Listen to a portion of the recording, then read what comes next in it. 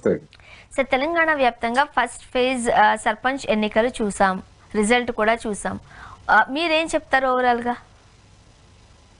అంటే ఇప్పటి వరకు మీడియాలో వచ్చినటువంటి సమాచారాన్ని బట్టి మనం మాట్లాడుకుంటున్నాము. కాంగ్రెస్ పార్టీ కానీ లేదా బీజేపీ బీఆర్ఎస్ కానీ అఫీషియల్ గా మాకు ఇన్ని సర్పంచ్ స్థానాలు వచ్చాయనేటువంటిది ఇంకా వాళ్ళు నిర్ధారణగా ప్రకటించలేదు. 60% వరకు కాంగ్రెస్ పార్టీ గెలుచుకున్నట్టుగా మీడియాలో వచ్చాయి. 20% బీఆర్ఎస్ పార్టీకి, ఒక 5% బీజేపీ గెలుచుకున్నట్టుగా ప్రాథమికంగా మొదటి దశలో వచ్చినటువంటి వార్తలు. వీటిల్లో స్వల్ప తేడాలు ఉండొచ్చు. పెరిగితే కాంగ్రెస్ పార్టీకి ఇంకా స్వల్పంగా పెరిగేటువంటి అవకాశం కూడా ఉంది. ఎందుకంటే గెలిచినటువంటి ఇండిపెండెంట్స్ గా గెలిచినటువంటి వాళ్ళు కావచ్చు, లేదా ఇతర పార్టీలో గెలిచిన వాళ్ళు ఎవరైనా కానీ అధికారంలో ఉన్నటువంటి పార్టీకి అనుకూలంగా కొంతమంది మారిన ఆశ్చర్యం లేదనేది నా అభిప్రాయం. అందువల్ల 3 దశలు వచ్చేంత వరకు మనం వెయిట్ చేసి నిజానికి బలాబలాలు ఏమిటనేటువంటిది అప్పటికి ఒక స్పష్టత వస్తుంది. అయితే ఈ మరి మొదటి దశ ఏమి సూచిస్తున్నది అనే దాని గురించి మనం చెప్పుకోవాల్సి వస్తే, కాంగ్రెస్ పార్టీ గ్రామీణ ప్రాంతాల్లో చేపట్టినటువంటి ఇందిరమ్మ ఇళ్ళు కావచ్చు, ముఖ్యంగా ఆ ఇందిరమ్మ ఇళ్ల ప్రభావం అనేటువంటిది కొంతమేరకు బాగా పనిచేసినట్టుగా కనిపిస్తూ ఉంది. అదేవిధంగా ఇతర సంక్షేమ పథకాలు, బస్సు కావచ్చు, ఇట్లాంటివి కూడా కొంత ప్రభావం చూపినట్టుగా కనిపిస్తూ ఉంది. అయితే ఇవి ప్రాథమికమైనటువంటి పరిశీలన మాత్రమే. ఇంకా లోతుగా అధ్యయనం చేయాల్సినటువంటి అవసరం ఉన్నది. అది 3 దశలు అయిన తర్వాత మాత్రమే జరుగుతుంది. దీన్ని బట్టి చూసినప్పుడు ఇక్కడ ఫస్ట్ విక్టిమ్ అంటే రాజకీయంగా చూసినప్పుడు బీజేపీ ఏదైతే లోక్సభ ఎన్నికల్లో 2వ స్థానంలో ఓటింగ్ తెచ్చుకున్నటువంటి బీజేపీ, ఇక మాదే అధికారం, స్థానిక సంస్థల్లో కూడా మా హవా చూపుతామని చెప్పేసి బీజేపీ నాయకులు చెప్పారు. కానీ ఇప్పుడు దానికి వచ్చినటువంటి ఈ మొదటి దశ ఎన్నికల్లో 5%, దాదాపు 5%, 6% సర్పంచ్ స్థానాలు మాత్రమే వచ్చినట్టుగా మనకి లెక్కలు చెప్తున్నాయి. అందుకనే ఫైనల్ గా వాళ్ళు ఎంత క్లెయిమ్ చేస్తారనేటువంటిది కూడా మనం చూడాల్సి ఉంది. ఏమైనప్పటికీ అంతకు మించి బీజేపీ బలం లేదు, గ్రామీణ ప్రాంతాల్లో దానికి పట్టు లేదు అనేటువంటిది ఈ మొదటి దశ నిరూపించింది. మరి బీజేపీ తర్వాత కూడా అయినా మాదే అధికారం అని చెప్పేసి చెప్తుందా అనేటువంటిది మనం చూడాల్సి ఉంది. బీఆర్ఎస్ పార్టీ ఒక విధంగా తనకున్నటువంటి పట్టుని 20% స్థానాలు తెచ్చుకోవడం అంటే అదేమి చిన్న విషయం కాదు. అది కూడా ఒక రకంగా సంతృప్తికరంగానే తెచ్చుకున్నది అనేది నా అభిప్రాయం. అంటే అధికారంలో ఉన్న కాంగ్రెస్ పార్టీ సాధారణంగా సర్పంచ్ ఎన్నికలు ఇవన్నీ మనం చూసినప్పుడు ఏ పార్టీ అధికారంలో ఉంటే ఆ పార్టీ వైపే మొగ్గు చూపుతూ ఉంటారు సర్వసాధారణం. బట్ మనం చూసినట్లయితే ఫస్ట్ ఫేజ్ లో హాఫ్ కూడా కాంగ్రెస్ గెలుచుకోలేకపోయింది. హాఫ్ గెలుచుకోకపోవడం అంటే 4,300 చెర్లట్లో 2,300 దాదాపు వచ్చినాయి. 60% వచ్చినట్టుగా మీడియాలో వచ్చింది. అందుకే నేను చెప్తున్నా, నేను మీడియాలో వచ్చినటువంటి వార్తల ప్రకారం 58-60% దాకా దానికి సర్పంచ్ స్థానాలు వచ్చాయి. అందుకనే అఫీషియల్ గా కాంగ్రెస్ పార్టీ మా వాళ్ళు ఇంతమంది అనేటువంటిది, లేదా బీఆర్ఎస్ మా వాళ్ళు ఇంతమంది ఆ విధంగా చెప్పలేదు. బీఆర్ఎస్ పార్టీకి 1000కి పైగా వచ్చాయనేటువంటిది. 1000కి పైగా అంటే మరి 20% సీట్లు మనకి కనిపిస్తున్నాయి. మరి మిగిలినటువంటి సీట్లన్నీ కాంగ్రెస్ పార్టీకి వచ్చినట్టే కదా. బీజేపీకి 5% వస్తే మిగిలినటువంటివన్నీ కూడా స్వతంత్రులు లేకపోతే వామపక్షాలు ఇతరులు గెలుచుకున్నటువంటి సీట్లు పోను దాదాపు 60% వరకు కాంగ్రెస్ గెలిచిందనేది మనకి స్పష్టంగా తెలుస్తుంది. అండ్ కొన్ని చోట్ల కేవలం 5, 10, 12 ఓట్ల తేడాతో కూడా ఓడిపోయిన సందర్భాలు ఉన్నాయి కాంగ్రెస్ పార్టీ. ఉండొచ్చు. అప్పుడు 5, 10, 15 ఓట్ల తేడాతో వెళ్ళిపోతే అప్పుడు బీఆర్ఎస్ గెలిచినటువంటి వాళ్ళు కూడా అదే స్వల్ప తేడాతో గెలిచినట్టే కదా. అందుకనే గ్రామీణ ప్రాంతాల్లో పోటీ అనేటువంటిది తీవ్రంగా జరిగింది. అందులో ఎలాంటి సందేహం లేదు. ఒకే పార్టీ నుంచి ఇద్దరు ముగ్గురు అభ్యర్థులు కూడా పోటీ పడినటువంటి ఉదంతాలు కూడా ఉన్నాయి. అందుకనే ఇది ఆ, పార్టీ రహితంగా జరిగింది కనుక ఎవరెవరు ఏ తరఫున పోటీ చేశారు ఏమిటి అనేటువంటిది ఓటింగ్ శాతాన్ని ఇప్పుడు మనం లెక్క కట్టలేము. ఎందుకంటే కాంగ్రెస్ పార్టీలో ఉన్నటువంటి వాళ్ళే ఇద్దరు ముగ్గురు పోటీ పడ్డారు అనుకోండి, మరి ఆ ఓట్లన్నీ కాంగ్రెస్ పార్టీకి వస్తాయి. కానీ గెలిచేది ఒక్కరే గనక ఒక్క సీట్నే మనం లెక్కేసుకోవాల్సి వస్తుంది. అందుకని దీన్ని బట్టి ఓటింగ్ తీర్థనల గురించి మనం అయితే చెప్పలేం, కానీ ఒక ట్రెండ్ ఎక్కువ మందిని కాంగ్రెస్ అధికారంలో ఉన్నటువంటి కాంగ్రెస్ ఆకర్షించగలిగింది అనేటువంటిది మనకి తెలుస్తా ఉంది.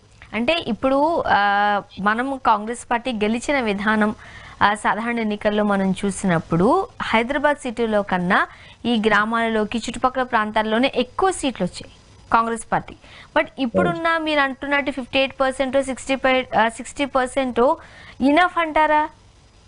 అది అది మనం ఎలా చూడొచ్చు? ఇనఫ్ అంటే అసెంబ్లీ ఎన్నికల్లో కాంగ్రెస్ కి అబ్సల్యూట్ గా రాలేదు కదా ఓటింగ్ శాతం కూడా. దానికి బీఆర్ఎస్ పార్టీకి వచ్చినట్టు ఓటింగ్ శాతం స్వల్పమే. అందుకని ఆ ఆ బలాన్ని పూర్తిగా కాకపోయినప్పటికీ బీఆర్ఎస్ పార్టీ కొంతమేరకు నిలబెట్టుకున్నది. ఆ నిలబెట్టుకున్నది కనుకనే ఈ విధమైనటువంటి పోటీ ఇవ్వగలిగింది. అందుకని 60% అనేటువంటిది కాంగ్రెస్ పార్టీకి అసెంబ్లీ ఎన్నికల్లో వచ్చినటువంటిది లేదా లోక్సభ ఎన్నికల్లో వచ్చినటువంటిదే అదే ట్రెండ్ కొనసాగిందనేది మనకి స్పష్టంగా కనిపిస్తా ఉంది. ముఖ్యంగా ఈ గ్రామ సర్పంచ్ ఈ ఎన్నికలకి సంబంధించి మనం చూసినప్పుడు బీఆర్ఎస్ కాంగ్రెస్ పార్టీకి గట్టి పోటీ ఇచ్చినట్లుగానే మనం అభివర్ణించవచ్చా? బీఆర్ఎస్ పార్టీ ఇంక లేదు, కుదేలైపోయింది. సో ఇటువంటి వార్తల నేపథ్యంలో ఈ ఎన్నికల్ని ఎలా చూడొచ్చు?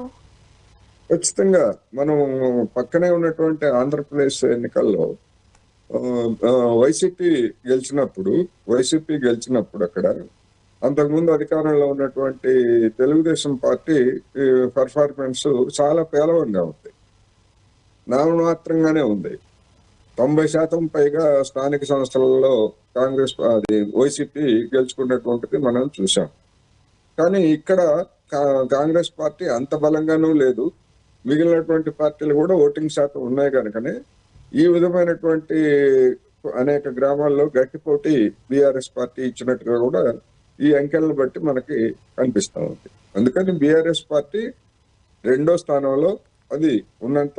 స్థానంలో ఉన్నది.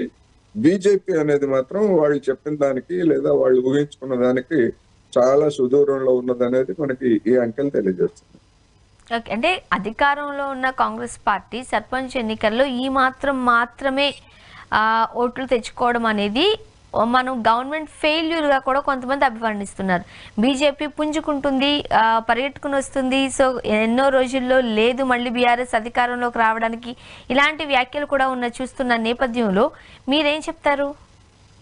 ఆ విధంగా వర్ణించడానికి లేదు. అందుకే చెప్పాను నేను, ఇప్పుడు బీఆర్ఎస్ తరఫున కొన్ని గ్రామాల్లో ఒకళ్ళిద్దరు పోటీ చేసి ఉండొచ్చు, కాంగ్రెస్ తరఫున ఒకళ్ళిద్దరు లేదా ముగ్గురు కూడా పోటీ చేసి ఉండొచ్చు. అందుకని వాళ్ళందరూ కూడా మరి ఆ పార్టీలకు చెందినటువంటి వాళ్ళ యొక్క ఓటింగ్ సాధారణ ఎన్నికల నాటికి వచ్చేసరికి ఆ ఓటింగ్ మళ్ళీ అటు షిఫ్ట్ అవుతుంది. అందుకని ఈ సర్పంచ్ ఎన్నికలు అనేటువంటివి ఒక ఇండికేషన్, దాన్ని ఏం కాదంటలేదు, ఒక సూచికే. కానీ అబ్సల్యూట్ గా మళ్ళా ఇప్పుడు వచ్చినటువంటి 20% స్థానాలతోటి బీఆర్ఎస్ పార్టీ అధికారానికి వస్తుందని గాని లేదా కాంగ్రెస్ పార్టీ అధికారాన్ని కోల్పోతుందని గాని 3 ఏళ్ల తర్వాత జరగబోయేటువంటి పరిణామాల గురించి మనం ఇప్పుడే ఒక జర్నలిస్ట్ గా నేనైతే చెప్పడానికి సిద్ధం కాదు. పార్టీల వాళ్ళు ఏమైనా చెప్పుకోవచ్చు, అది వేరే అంశం, అది పార్టీల అభిప్రాయం. ఎందుకంటే అసలు బీజేపీకి మరి ఈ మాత్రం పర్ఫార్మెన్స్ ఉన్నటువంటి బీజేపీ అసలు మాదే అధికారం అని చెప్పేసి చెప్పుకుంటాం కదా, మేము 2వ స్థానంలో ఉన్నాం, బీఆర్ఎస్ ను కూడా నెట్టేసని.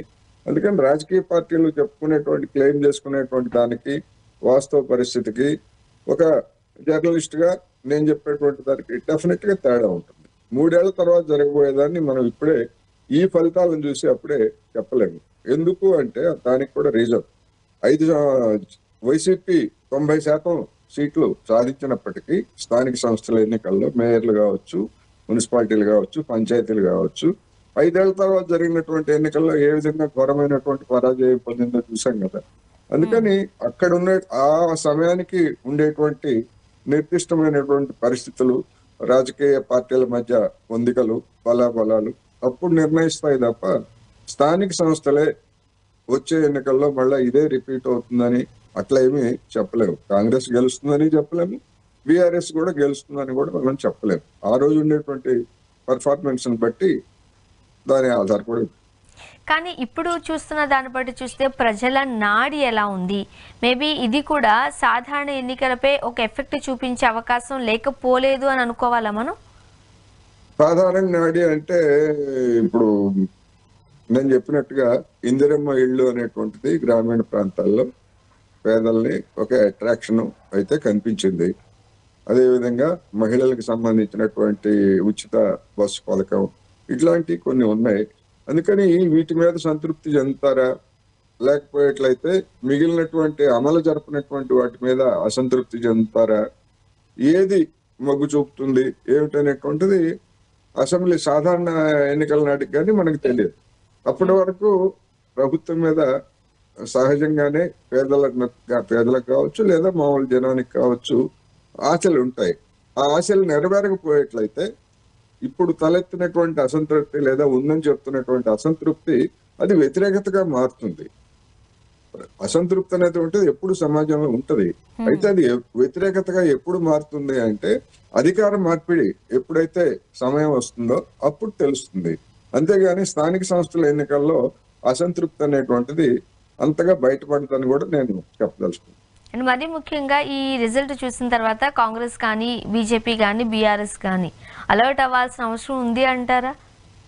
ప్రతి పార్టీ ఇప్పుడు కాంగ్రెస్ పార్టీ మరి 60% మనకు ఎందుకు వచ్చింది, 80% ఎందుకు రాలేదు, లేకపోతే 90% ఎందుకు రాలేదు అనేటువంటి కాంగ్రెస్ పార్టీ చూసుకోవాలి. అదేవిధంగా బీఆర్ఎస్ పార్టీ 20%కే ఎందుకు పరిమితం అయ్యాము, మళ్ళా రాష్ట్రంలో ఉన్నటువంటి జనం అందరూ మా కేసీఆర్ ని ముఖ్యమంత్రిగా చూడాలనుకుంటున్నారు, తిరిగి ఏ ఎన్నికలు వచ్చినా పట్టం మాకే కడతారు అని కదా ఇప్పటి వరకు చెప్పింది. అటువంటి పార్టీకి మరి ఇంత తక్కువ ఎందుకు వచ్చిందని ఆ పార్టీ కూడా బీఆర్ఎస్ పార్టీ కూడా చూసుకోవాలి. అదేవిధంగా బీజేపీ కూడా అదే, మొత్తం అన్ని పార్టీలని వెనక్కి నెట్టేసి మేమే అధికారానికి వస్తాం అన్నటువంటి పార్టీ మరి 5% సీట్లతోటి ఏ విధంగా గ్రామీణ ప్రాంతాల్లో చతికిలబడినటువంటి పార్టీ మరి రేపు అధికారానికి ఎట్లా వస్తాయి అని ప్రతి పార్టీకి తీసుకోవాల్సిన గుణపాఠాలు దీనిలో ఉన్నాయి.